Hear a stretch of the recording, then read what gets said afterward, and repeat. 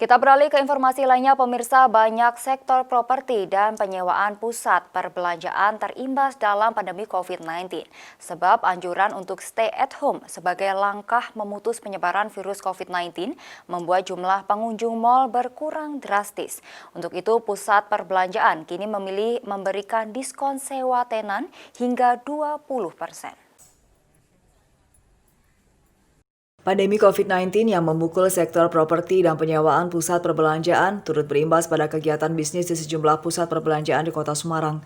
Dan setelah sempat tutup selama beberapa hari, kini di era new normal, sejumlah pusat perbelanjaan dan mal sudah mulai dibuka.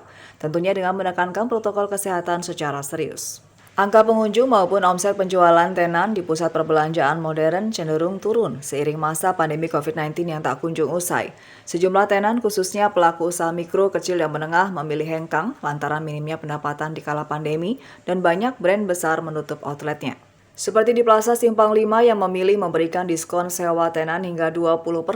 Dengan adanya potongan harga ini, para pengisi tenan diharapkan tidak mengalami kesulitan untuk membayar.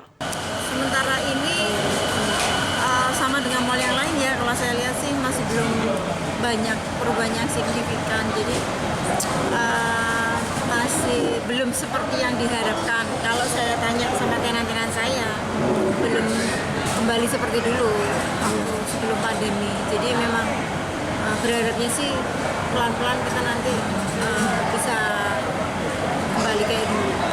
Kalau kita sih sebenarnya selama ini dari sejak bulan April sewa itu kita nggak perlu untuk biar kita bisa survive, mereka juga tetap bisa survive gitu loh.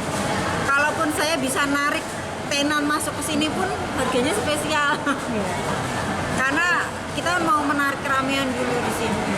Karena menurunnya jumlah pengunjung di Plaza Simpang 5, banyak tenan yang akhirnya tutup. Meskipun begitu, sejak penerapan new normal, tingkat kunjungan kini mulai meningkat hingga 50%. Penerapan protokol kesehatan di mal saat ini diterapkan secara ketat, mulai dari penggunaan masker dan penempatan hand sanitizer di berbagai sudut mal. Restu Indah melaporkan. Usai jeda berikut, kabar Jawa Tengah akan kembali dengan jaga ketahanan pangan. Babinsa ajari membuat pupuk organik. Tetaplah bersama kami.